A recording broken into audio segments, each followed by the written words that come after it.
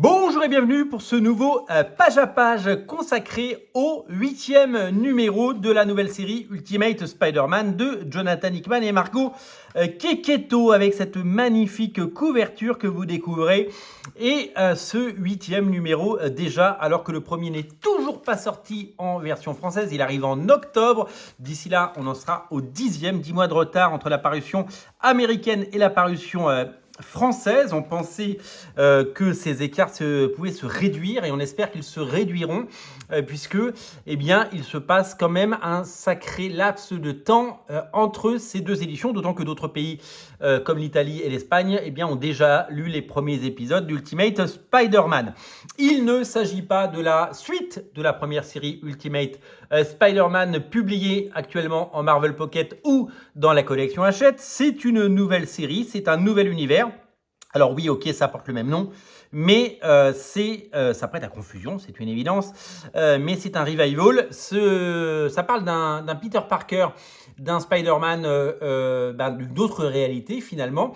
Un nouveau départ pour une nouvelle génération de lecteurs, surtout pour contenter évidemment les fans de Spider-Man qui peuvent être déçus par la série actuelle régulière Amazing Spider-Man publiée aux États-Unis et en France.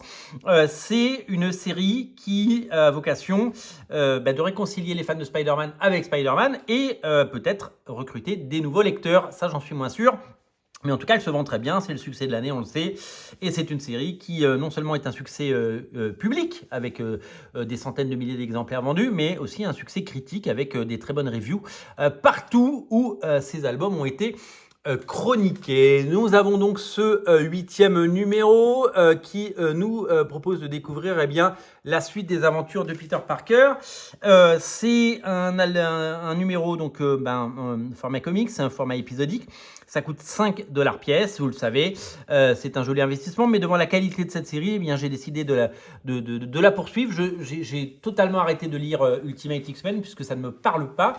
Et j'ai également arrêté de lire Ultimate Black Panther parce que la série manquait cruellement de saveur. J'ai quand même pris le 3e numéro de Ultimates, donc les Ultimates, les Ultimate Avengers. Les couvertures de Dick Irwan sont très très belles et je me fais avoir à chaque fois. Je pense que je ne vais pas continuer sur la durée, mais vraiment la série Ultimate Spider-Man, c'est celle que j'ai continuée et je prends un vrai plaisir à la lire et à la découvrir tous les mois. C'est un véritable feuilleton épisodique que je ne raterai pour rien au monde. Allez, on va rentrer directement dans le vif du sujet après cette petite introduction et regarder ensemble les pages avec quelque chose que j'apprécie énormément, c'est-à-dire la couverture entière. Là, vous savez, il y a cet habillage assez joli et assez réussi. Et là, on a la couverture entière. On n'a pas une publicité. Et on a cet habillage que je trouve particulièrement soigné et qui donne sacrément envie. Et j'espère que les éditions françaises de Panini seront tout aussi séduisantes. Les auteurs... Une publicité, parce qu'il y a des publicités dans les comics, vous le savez, aux États-Unis, avec les personnages. Et ça, c'est super cool. Et cette première page et cette première case avec Peter Parker et le mois d'août. C'est le 8e numéro, c'est le mois d'août. Un numéro, ça se passe en temps réel, on va dire. Un numéro par mois, avec à chaque fois... Alors, il y a des flashbacks pour un petit peu recoller les morceaux. Et il y a évidemment... tout ce narratif qui fait que c'est assez réussi. C'est Marco Checchetto qui dessine, vous le savez. Il y a 2 dessinateurs sur la série avec une unité graphique, puisque David Messina, qui a un style assez différent, mais qui colle très très bien. Il a déjà fait 2 numéros. On sait qu'il va revenir, David Messina, et qu'il va notamment dessiner les épisodes avec la Ultimate Black Cat qu'on a vu. Peut-être que vous l'avez vu dans des publicités. Le costume et le design sont très très réussis. Ça va être très très joli. Le design de Checchetto, et on découvrira très bientôt les dessins de David Messina sur cet épisode. On a hâte. Nous avons Peter Parker et Mary Jane dans une scène du quotidien qu'on affectionne particulièrement dans les comics Spider-Man depuis toutes ces années. Une petite publicité pour la nouvelle série Moon Knight de Jed MacKay. Ça doit être la 83e série de Moon Knight par Jed MacKay, avec un relaunch à chaque fois. La renaissance de Mark Spector pour cette nouvelle série, et un Peter Parker confronté à la fois son destin, mais aussi à ses responsabilités, comme vous le découvrirez. Il a fait une alliance, vous le savez, avec Harry Osborn, le tout coaché par ce Iron Lad, sorte de mentor qui lui dit un peu ce qu'il faut faire et qui le met au défi, puisque c'est lui qui lui a amené son costume. Vous le savez peut-être dans le premier numéro.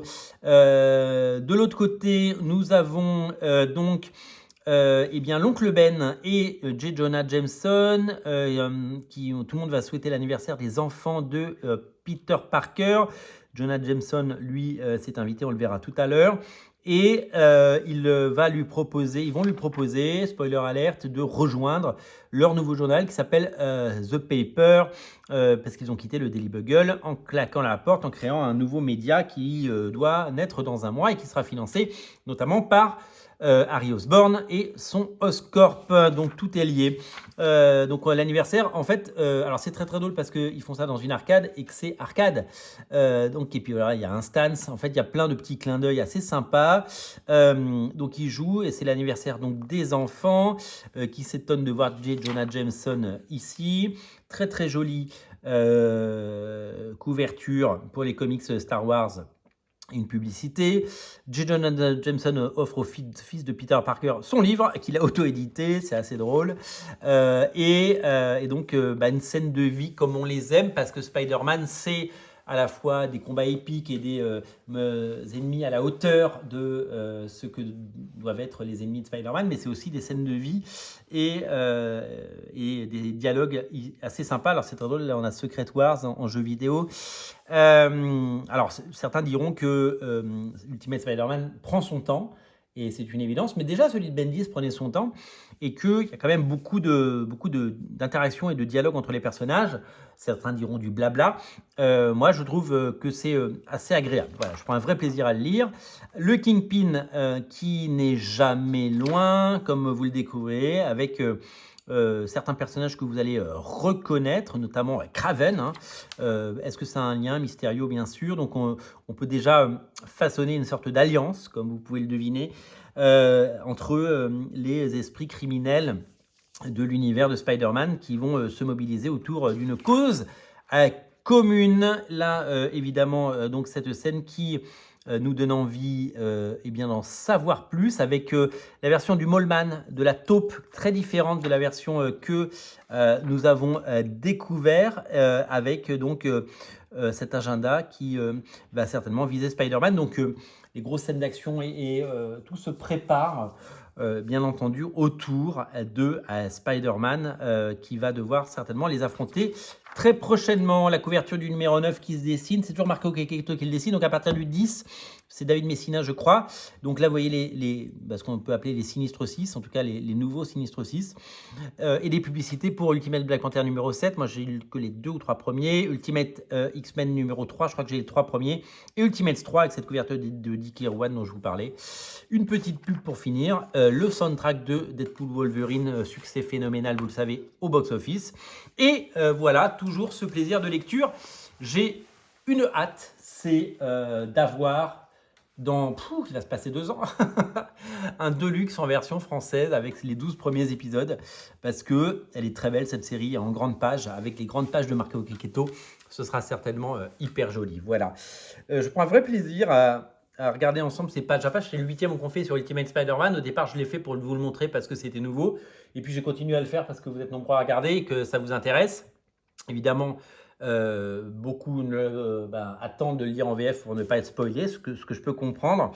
En tout cas, je prends un vrai plaisir à faire ces pages à page. Cette couverture, je le répète, est vraiment très jolie. Le tout est à découvrir bien entendu dans toutes les boutiques qui vendent des comics en version originale. Et si vous aimez Radio Comics, il y a plusieurs moyens de le faire savoir. Vous pouvez mettre un pouce en l'air ou laisser un commentaire. Vous pouvez partager la vidéo ou tout simplement vous abonner à la chaîne. Et vous pouvez également, si vous le souhaitez, aller sur le compte Tipeee. On a 2 tipeurs pour le moment, si on attend le 3e. Devant la porte, là on est là, on attend les bras croisés. Pas vraiment les bras croisés parce que le contenu de la chaîne est à la hauteur évidemment de votre soif de connaissances en comics. Merci d'être nombreux à regarder ces émissions. Et cette chaîne, elle existe grâce à vous. Donc faites-en un succès sur la durée. Salut!